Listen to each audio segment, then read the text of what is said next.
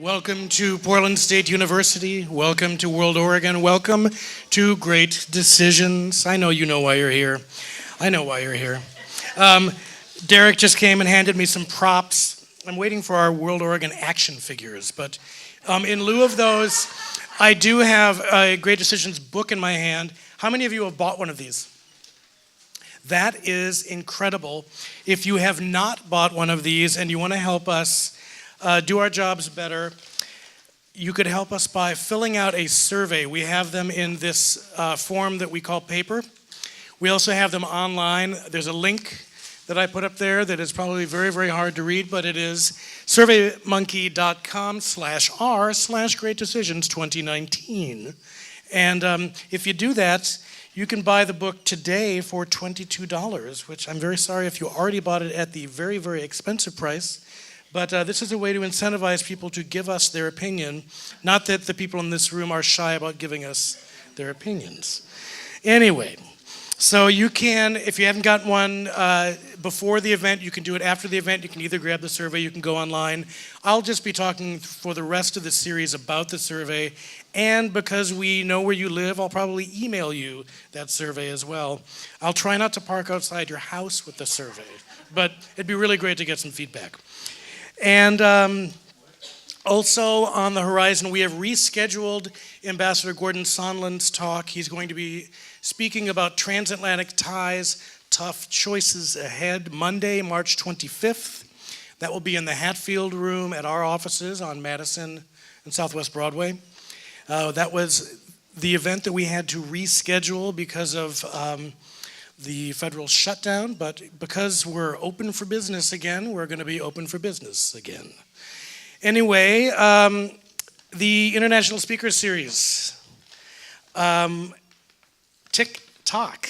We are down to roughly 175 tickets for this year's series, which opens March 3rd at the Newmark Theater with Julian Castro. We are extremely excited about this year's series, which puts an emphasis on youth and youth empowerment and platforms for future leaders and global voices who are changing the world as we know it. If you have not renewed your membership, now is a good time because you will save up to 10% on most of the series tickets. And when I say we are down to roughly 175 tickets, I am not kidding you. So, make a move. Next week in here, we're going to have a member of Portland's FBI office. Gabriel Gunderson is going to help us navigate a discussion of cyber conflict and geopolitics, something that is very near and dear to the hearts of many. So don't miss that. A reminder that we are streaming today's program live on the interwebs. So let us all be on our best romper room behavior and make sure that when we get to the Q&A that you're talking directly into a mic for the folks at home. And even more importantly, that you're asking a question and not holding court, because I will take you down. Anyway, to today's program, we're really excited. Over the years, I have asked repeatedly today's speaker to come and give a talk for us, and he always goes, well, I work for the man, so I can't really do that, so go get so-and-so. But the good news is, Scott Goddin, who served as the director of the U.S Export Assistance Center in Portland until 2018, has retired from the government, and he continues to bring deep international trade experience and expertise to the Export Council of Oregon and to programs like this. So we're lucky to have him today. Scott worked for the International Trade Administration of the Department of Commerce for over 25 years, working in the Office of the China Economic Area, the Office of Multilateral Affairs during the Uruguay Round Multilateral Trade Negotiations, and as director of the Korea-Taiwan Division. Over the years, he has traveled repeatedly to Asia for trade negotiations. He also served as a Peace Corps volunteer in Zaire and has had postings in the commercial section of the U.S. Embassy in Korea, Kenya, and the Czech Republic. He has undertaken short-term assignments in the Office of the United States Trade Representative and as a legislative fellow with the Subcommittee on Trade of the House Ways and Means Committee. He has an MA in International Affairs from Georgetown a BA in history from Trinity College. He is a huge soccer fan, and we're very lucky to have him here today to share his perspective on decoding U.S. and China trade. Give him a hand.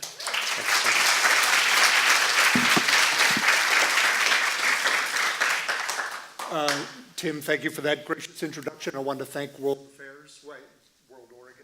for the opportunity today. I'm a member. I like to come to these things, and you always hope that you'll hear an eloquent presentation. When you're actually speaking, you're saying, gee, I hope I can meet the challenge of people who have spoken before me. And then I woke up this morning to the president's speech on the national emergency. So away went some inspiration. But I will do my best to do my best. But continuing in the intellectual vein expressed by the president this morning, I wanted to do a quick survey, and this will help me gauge my presentation even though I won't change it at all. How many of you in the audience believe that Chinese paid tariffs are flowing into the U.S. Treasury? Okay, you may want to leave now. But that helps, thank you. And I look forward to an active Q&A. The scope of this discussion is going to be rather panoramic, so I'm going to try to move quickly for my own sanity and to keep Tim off my back. I've sort of narrowed my focus. I'm hoping that you had read the Haft article that I will kind of be reacting to. But just for summary's sake, these are his key points in terms of making some very good ones around comparison of GDP. If you hear the president, the U.S. is a declining empire, and we're in a mess that only he can fix. Haft does a very good analysis, and I'm not going to improve on it in my remarks on comparing national income statistics. China has a lot of problems. We have a lot of problems. It's an archaic measure in some regard.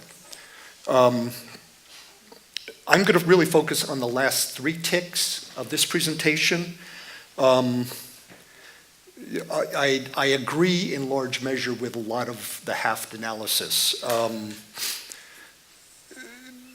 particularly as applied to the second and third points here. Traditional balance of trade analysis, that will become important as we move through the discussion. The fact that if anybody's wearing a Nike product, Oregon exports $200 billion of air soles from Oregon. Nike exports $200 billion of air soles from Oregon. They don't make anything else here. They make demand. They do their research. They do R&D, close to 12,000 employees. $200 billion in air soles to China. Let's assume that comes back as, $200 billion. Let's assume that comes back as $1 billion in footwear imports. How much of that money, so that would be a deficit to the U.S. of $800 million in these traditional accountings. How much of that $800 million do you think stays in China? We'll get there, but one might think that you need to think about the numbers a little bit more. The third tick on policy decisions on tariffs. When you're not calculating the numbers right, the tariff solution isn't the best solution. Haft's fourth tick, I think, begins to address an issue but doesn't go as far as our present issues with China are going. I hate talking about trade because you have to add statistics, but I want to need to put the relationship in some perspective.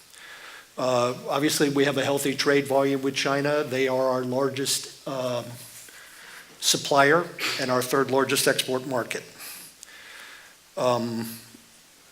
Importantly, even though the president doesn't like trade agreements, particularly NAFTA, even though we've now signed something that we can name after him called the U.S. MCA, I will continue to refer to it as NAFTA. China is our third largest export market behind Canada and Mexico. China is our largest supplier, followed by, yes, there is a pattern, Canada and Mexico. So the importance of that interregional trade, the importance of what is in a trade balance number is something we need to focus on. China is Oregon's largest export market, largely technology, largely supporting 17,000 Intel jobs in Hillsboro.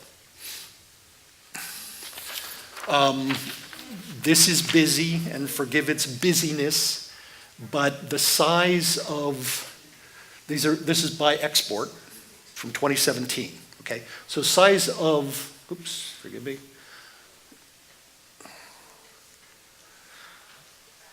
Relative size of country represents their size of exporters. You can see the U.S.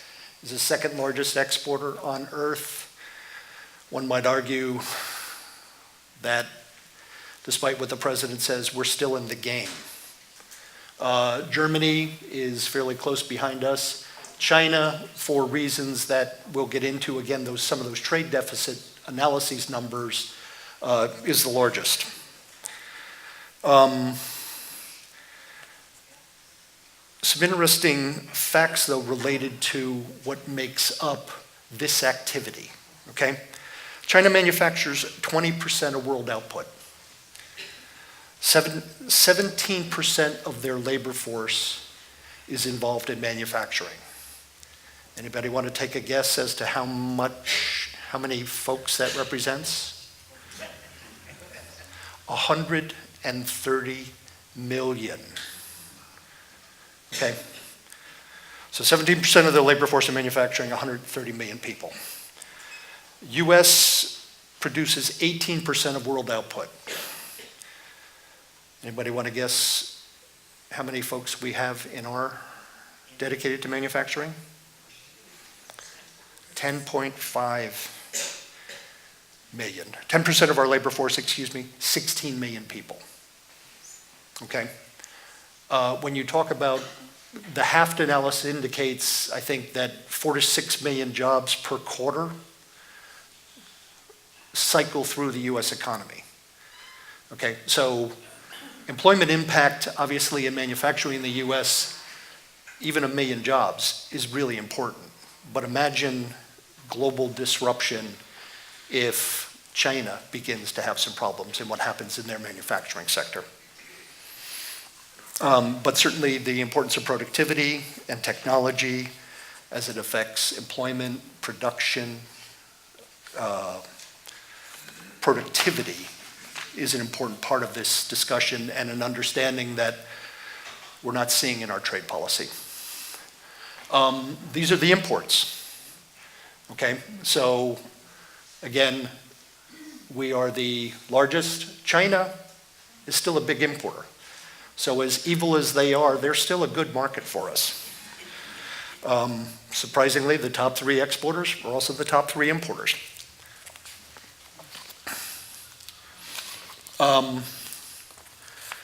This is a map of the U.S. trade balance.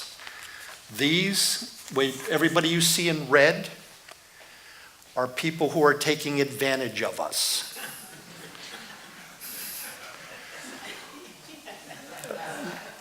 Everything in red, these are people that treat us badly. Or not, depending on the sophistication of the analysis and whether or not you have an understanding of a global supply chain.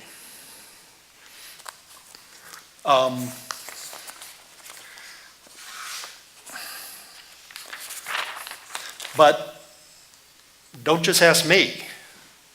Gallup asked, who are those people taking advantage of us?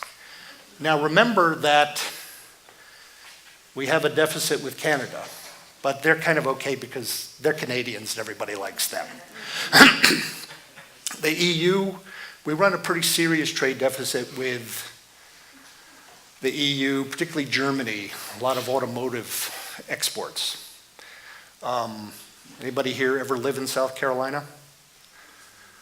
South Carolina really likes BMW, Mercedes, because they have set up factories there.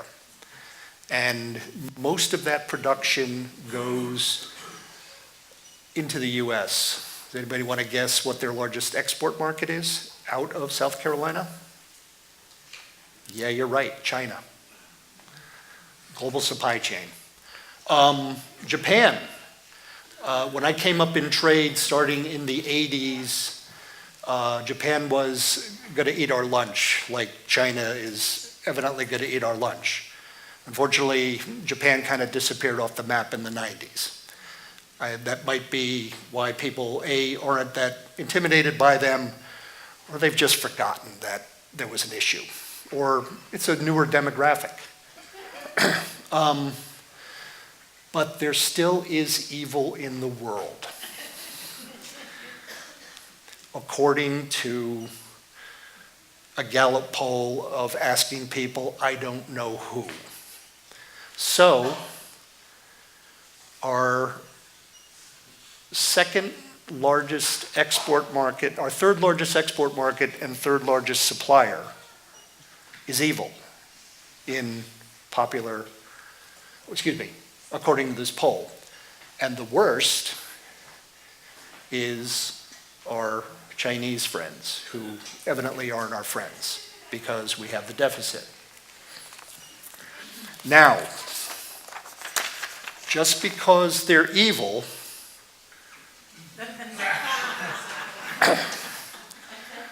doesn't mean you don't buy their stuff. Okay? Now, this is employment base. But one might assume that if there's a number of employers, that's where they have a lot of stores, distribution centers, et cetera, et cetera. There's a group called the Economic Policy Institute. In DC, they're respectable. They tend to be a little labor heavy and trade critical. That's not a bad thing. There's all kinds, full range in DC. But the Economic Policy Institute estimated Walmart's imports at $50 billion in 2013, okay? So at that year, maybe we're importing $300 million from China. 300 billion, forgive me. And Walmart imports 50 billion. Okay, let's say 40 of that is from China. That's a low number, because if Walmart is importing as a final finished product, then who buys fans at Walmart? Anybody? You ever buy a fan or a heater or something like that? The electric motor in that fan might be from China. The plastic, probably from the US. The blades, maybe from the US, okay? So if you're saying Walmart's importing $40 billion, you might want to add a factor that is related to a global supply chain of the US and how that input is an important part of what happens in a US manufacturer and then distribution.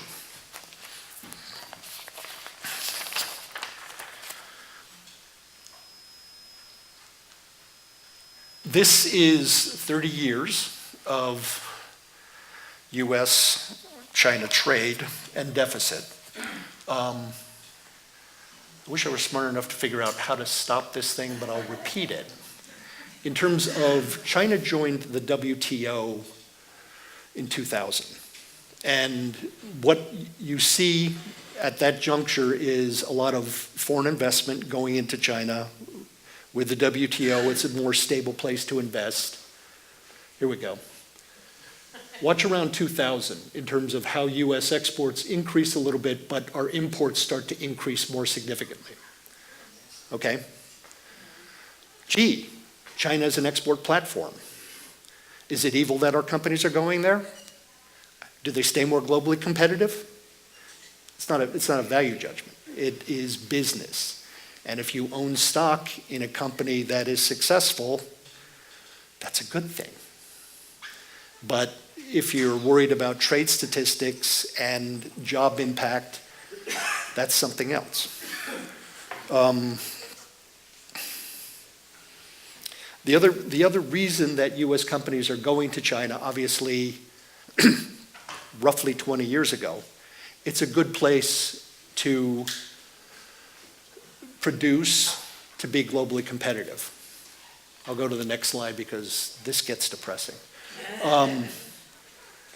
But China, over the last 30 years, has taken 800 million people out of poverty.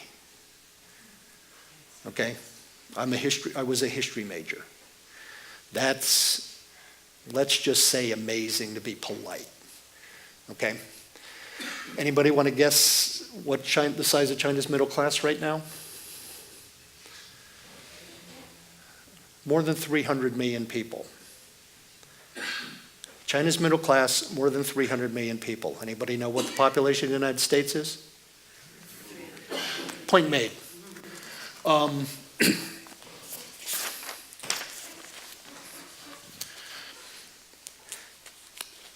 Lies, damn lies, and statistics. I've loved this term for a long time. Mark Twain attributed to Disraeli. It has an interesting provenance. Google it if you want. It's just kind of, but it's true, roughly. Half treats this really well in terms of the article, but really the upshot is estimate of 30 to 50% of China's exports to the United States embody components from the US. Intel semiconductor going into a Lenovo computer comes back. Intel semiconductor going into a Dell computer. There's a company out in Hillsboro, now called Qorvo. Used to be Triquint. Very high-end semiconductors that go into cell phones. If you're familiar with Korea at all, anybody who does business in Korea does not sell to Samsung and LG. Because if Samsung buys it, LG won't. If LG buys it, Samsung won't. Triquint sold to both. Those semiconductors weren't exported to Korean manufacturing plants in Korea. They were exported to Korean-owned manufacturing plants in China.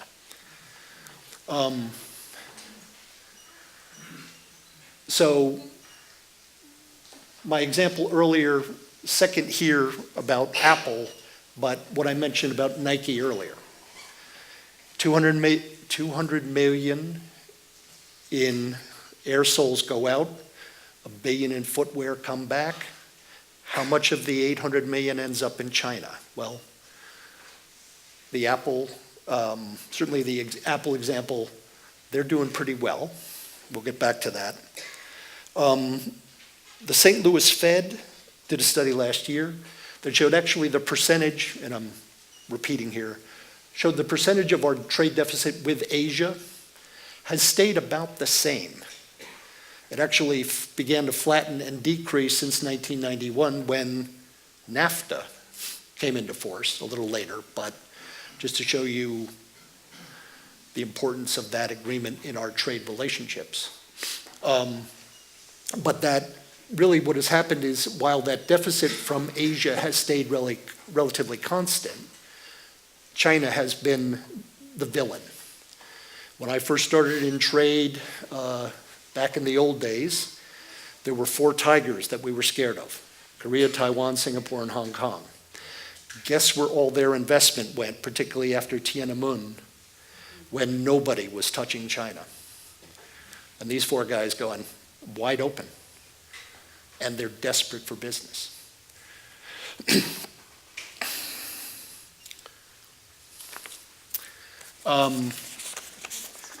Again, Haft does a nice job, and you will see and will continue to see the impact of tariffs. If you don't understand a trade deficit problem because the numbers don't put the issue in proper perspective, if you don't understand the importance of a global supply chain that in NAFTA's case is 25 years old and in China's case is at least 20, and you decide that you want to fix the numbers that aren't the right numbers by attaching tariffs, I'll use an archaic term, willy-nilly, that's a problem. And when you apply tariffs outside of WTO consistent regulations, then foreign countries can retaliate. And what we're seeing in second tick, soybean, pork producers losing billions. Thank God the U.S. taxpayers who decided not to pay for the wall are paying $12 billion to bail out our soybean farmers. Pork producers, China was one of our largest markets, same problem. Solar World out in Hillsborough, if you've tracked them, they became a victim of both tariffs, but also some Chinese practices that we'll get into. They're not blameless.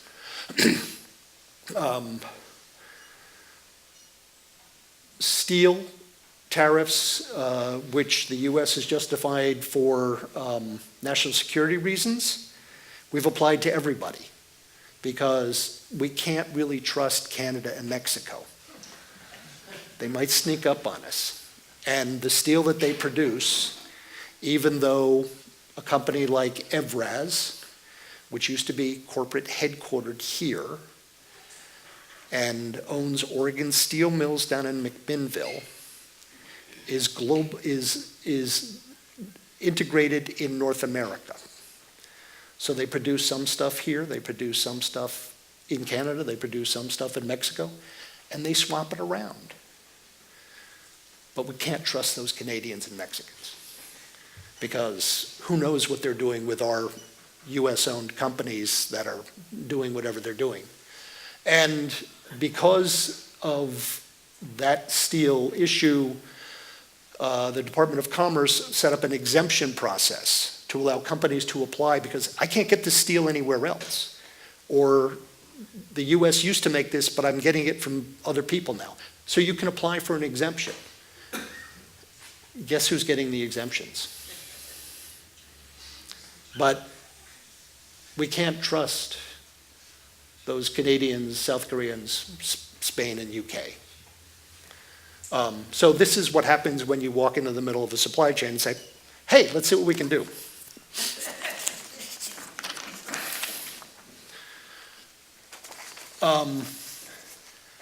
Haft does, and that was intended as a pun up top. Haft does offer some solutions that require a multilateral approach to a solution. He speaks about enhancing safety protocols. I knew, having been in trade for a long time, that when the president went over to China with the Secretary of Commerce, who subsequently said that the concessions received were the best that had been ever accomplished by any president ever on earth.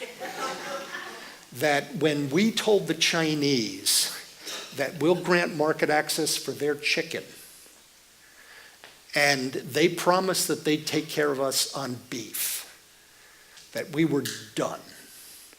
Because safety protocols related to food, and most importantly, poultry.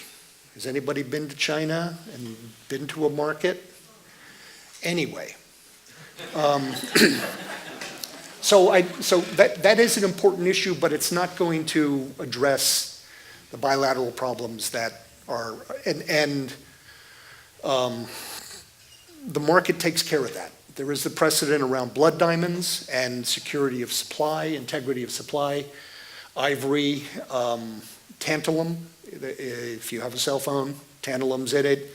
It came from where I was a Peace Corps volunteer, and not all of it's mined the way it should, put it simply. There has been discussion around pricing in negative externalities, so a product does reflect, the price of a product reflects its carbon footprint. That is an upmarket discussion from the Paris Accord. China's in a long game on that, and if we're not in the room, that's not a short-term issue. Modernizing trade statistics is very, very important in terms of some of the discussion. I was kidding my wife as we were coming today, saying that if Trump, who,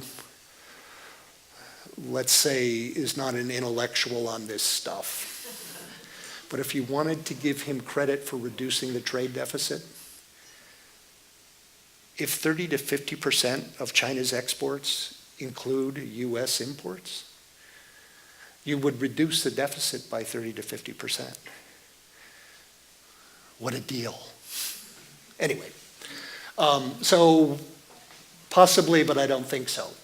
And the other issue with regard to trade stats, which I'll get into a little bit more as we move forward, is things like data transfer, things like software, they don't get counted. So services numbers are a real problem, and because we're a services-based economy, we're not really crediting that.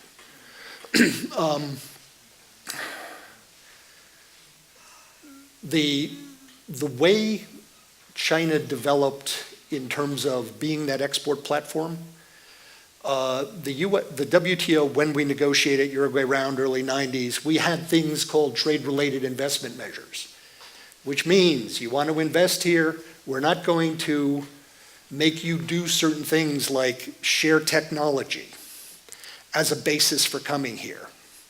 So does this sound familiar? Trade-related intellectual property. Sure, you can produce it here, but I want your source code. Does this sound familiar? These were negotiated as WTO disciplines early 90s, mid-90s when we signed the Uruguay Round. Everybody, 98 on, has to be in China. Commercial reality. So even though bilaterally and multilaterally everybody's complaining to China about IP practices, nobody's taking them to the WTO under these types of standards. And China and the US or US companies are like, wait, I can have a stronger partner, manufacture more competitively for me? How can I improve their production methods? Let me share a little bit more technology because I'll stay ahead of the game. Well, now we're stepping in a little bit. Business community is not 100%. Everybody's complaining about these tariffs, in part because of their application, but everybody's kind of like, well, I sort of agree with the intention.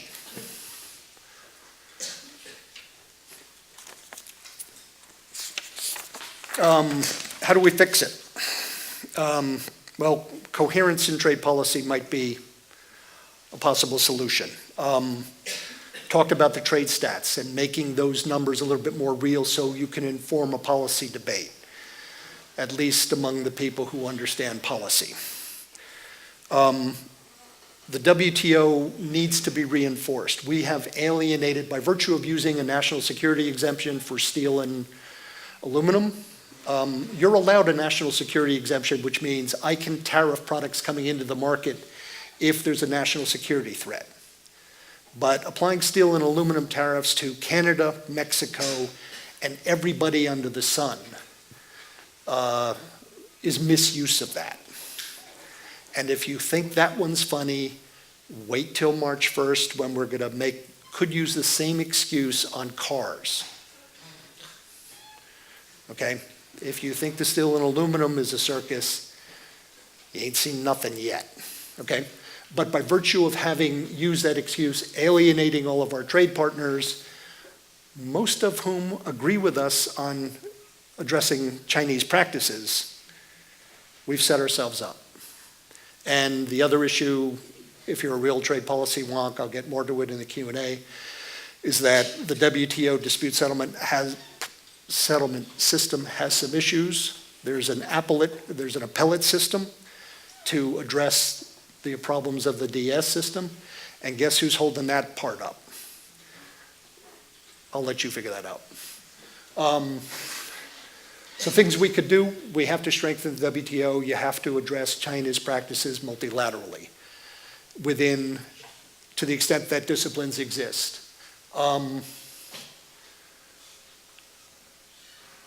It's really okay to look to expand WTO disciplines.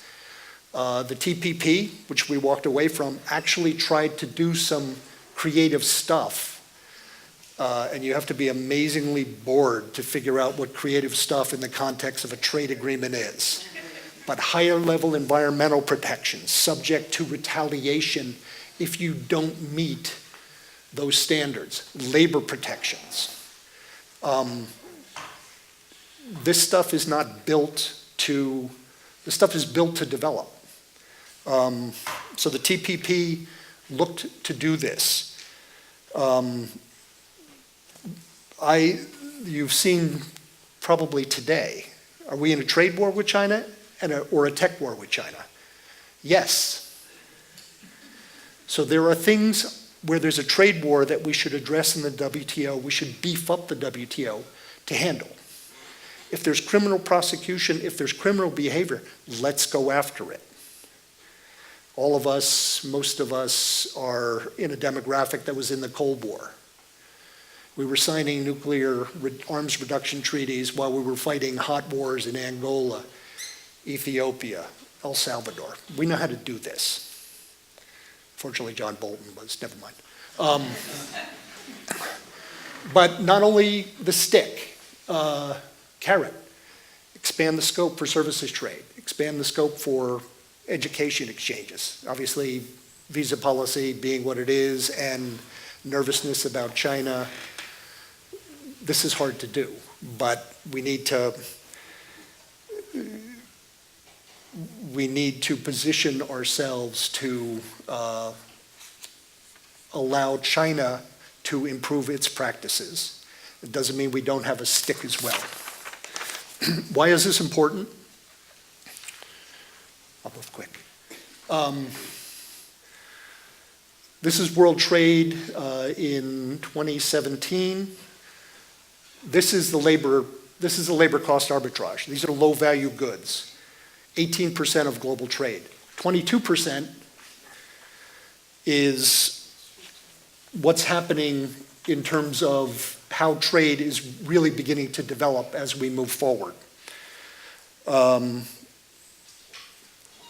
So I hate the word new global paradigm, but it's a new global paradigm. Unfortunately, if you're looking, what establishes your competitive advantages? Quality of infrastructure, proximity to customers were kind of okay, access to skilled labor. If you look at the money that China's putting into here and here, that's a problem. And this is not going to get better for us necessarily.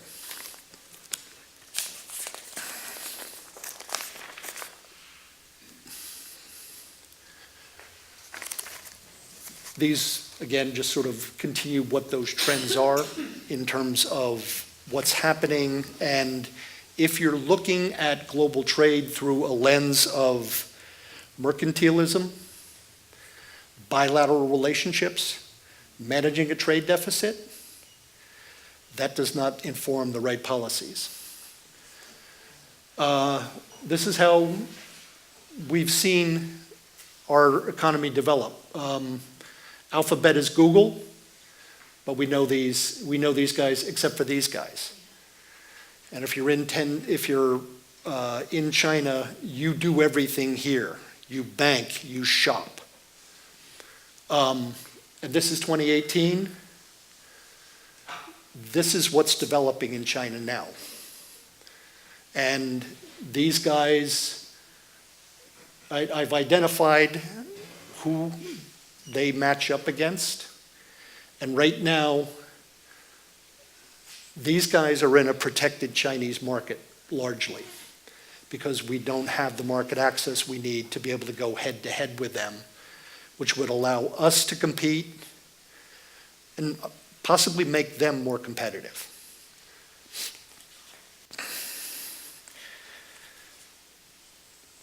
But as you'll see in both slides, hardware, mercantilism, trade deficits, it's an old way of thinking. Technology, technological innovation, capability, cloud presence, data management, those are the keys to success. That's what's at work here. That's what's at work here. We need to rethink our trade, corporate, and government relationships. Final point. President yesterday announced executive order on artificial intelligence. Again, the application of technology to work processes and everything else, all right? At the same time, an artificial intelligence is based on the amount of data that you have, okay?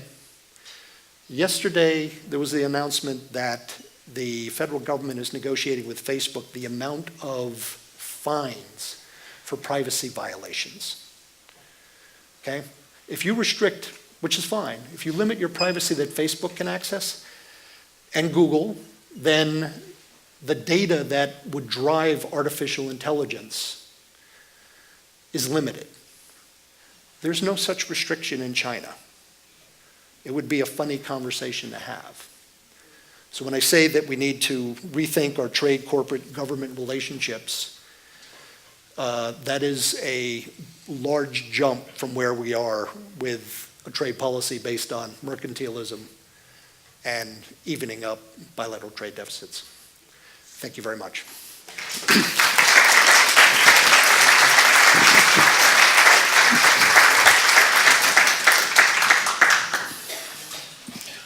I'm sure somebody's got a question.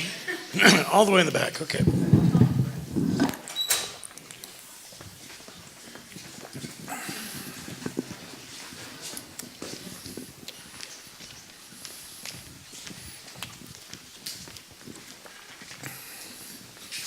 Wait, you're the I'm tariffs flowing into the Treasury, right? Right. Okay.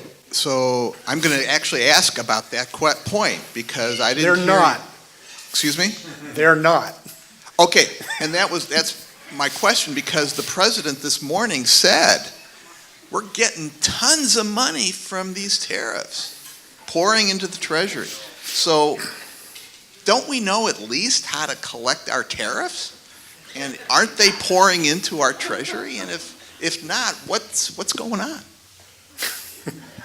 The tariffs are paid by buyers, the importers. So the Chinese sellers are not paying those tariffs. They're being paid by U.S. importers. They're collected at the border. And at the moment, in the interest of speed, I didn't address issues like what that impact is on U.S. importers. At the moment, they're either able to pass on they're able to pass on those increases because we have a healthy economy. And the chairman of the president's chair of economic advisors basically said trade wars are easier to win and now's a good time to have high tariffs because we can afford it. Well, if you're making your companies uncompetitive globally because of both retaliation and the fact that they now can sell in the U.S. because it's healthy, but they can't sell overseas because of tariffs on imports, that's a big problem, and it's going to bite us. Thank you. So, yeah. So just for clarification, the money is pouring in, it's just not pouring in from China. Right. It is essentially it's a tax that nobody will admit that we are applying. And just a reminder, we need to be on the mic with our questions. I have a question because I have the mic. You brought up automation and AI, and you brought up all those bad people on either side of our border. How do we change the larger public narrative about automation and AI changing the dynamic and not those people coming and stealing our jobs? I think, unfortunately, it is a broader educational narrative. The loss of jobs is estimated at roughly 90% due to technology. Keep in mind those trade numbers I showed earlier, 10% of the U.S. manufacturing force in 10% of the U.S. workforce in manufacturing. We produce 18% of global manufacturers. China, 170 million, and they do 20%. And even that reality is not well known. But I think going back to that Gallup poll, it's much easier to blame an other than to really understand that there is a supply chain relationship and jobs there create jobs here. And that is not a good soundbite, even though it should be.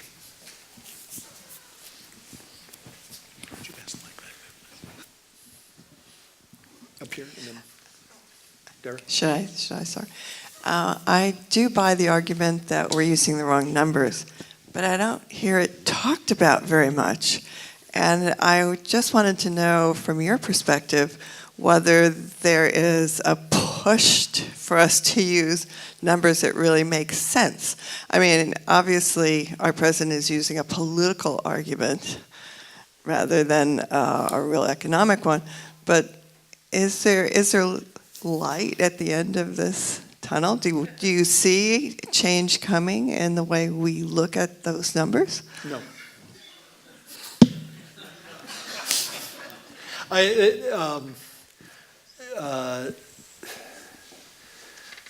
No, because in the context of my discussion, those numbers are the easiest to understand. Trade deficit, when you then talk about, well, let's talk about services, let's talk about, if I told you that tourism is a services export, right? Foreigner comes here, they stay in a hotel, they spend their money, that hotel has exported that service. Students study here, they pay full tuition. In my former life, and my colleagues here, helped PSU recruit foreign students to come here, okay? That's a services export, right? The fact that I have to explain that, put that in the context of a popular discourse, and that's a little bit more complicated than some people want to think. And we're a services-based economy. And how you then package that into particularly tech. Phones are a commodity now, right? It's a way of delivering apps. So on the one hand, I don't see prospect. On the other hand, things are changing so fast that it may or may not become irrelevant unless you're a populist. Excuse me, I've never understood the talk against dumping. Is that anything other than a foreign government taxing its people in order to supply us at things below cost? Dumping is a foreign manufacturer selling in the U.S. below cost of production. Isn't that our advantage? Yes, unless you're in a competing industry. And the way the U.S. dumping laws work is we do two things. My former agency, Department of Commerce, actually sends people over and they look at the books. Are they selling below cost of production? And if they are, this is the margin we need to charge them. But there's also the U.S. International Trade Commission, ITC, and they basically say, well, if these guys are selling below the cost of production, but it benefits the U.S. consumer, and it's not hurting any jobs because we lost that industry 10 years ago, let them. And if both sides agree, harms local jobs and is dumping, then we hit them. If ITC says, hey, Walmart customers happier and they're losing money, it's okay. So, I mean, it is a good question, it's a good point. One might argue that that job impact based on global supply chain, et cetera, needs to get a look at. I think Haft has an interesting point to make about Japan's inspection of food and pharmaceuticals. What would it take for the United States to move in that direction so that we're protected against such problems as the blood thinner that was... Certainly, sort of two things. One, an enhanced FDA presence overseas it would be a good thing. But also, I'm not smart enough to really understand blockchain. But blockchain very quickly is a ledger. Okay, so by virtue of blockchain, I can trace that pill from where it came out of the factory to, right? So if you have that technology applied to assure the integrity of that supply chain, skip the FDA guy, because Walgreens knows that that supply chain is, they've been able to track that integrity. And Walgreens only needs to be sued by 4 people in a class action for Walgreens to go, oh yeah, maybe we should do that blockchain thing. So I think it's both. We need more FDA, we need more food inspectors, but we need importers to pay attention to the quality and the integrity of that supply chain. And blockchain technology is moving fairly quickly to offer that. And that's sort of the mixed solution that Haft offers, I think. So there's another meeting scheduled between he who shall not be named and she. I'm interested in your concerns about the trade decisions that may come out of that. It'll be the best deal that we've ever negotiated. I think literally, and if you watch the reporting between the president's like, I'm going to meet this guy, we're going to take care of things, and Lighthizer, who's the U.S. trade rep,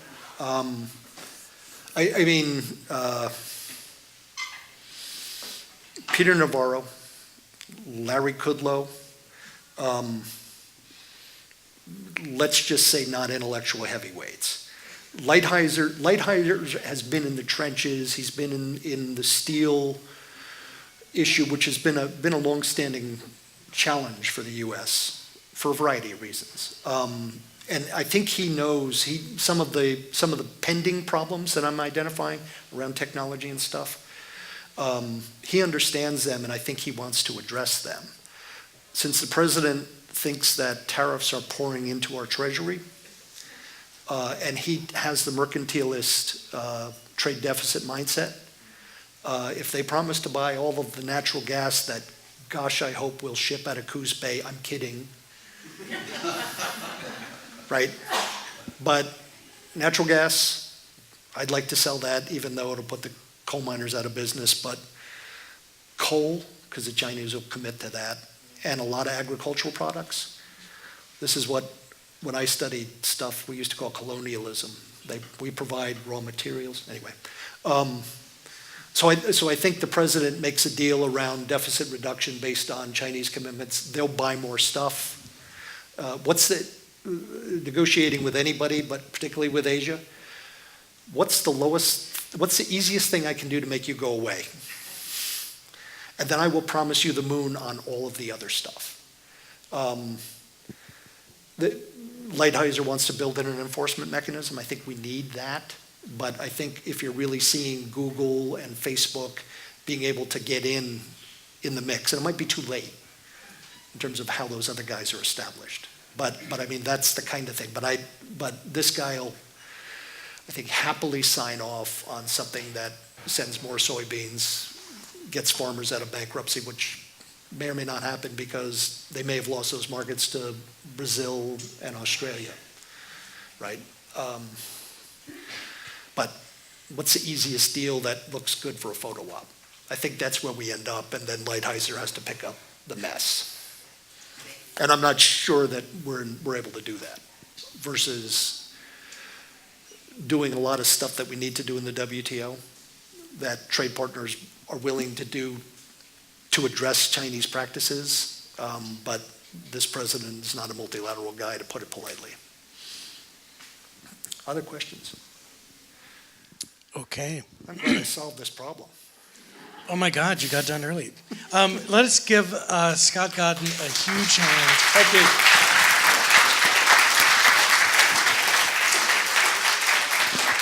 I want to thank you again. Remember, next week we're going to look at cyber security and geopolitics. Also, if you have not picked up your Great Decisions book, for you today, $22, $10 off the sticker price. They might have actually been printed in China. And fill out our survey, surveymonkey.com/r/Great Decisions 2019, and we'll see you next week.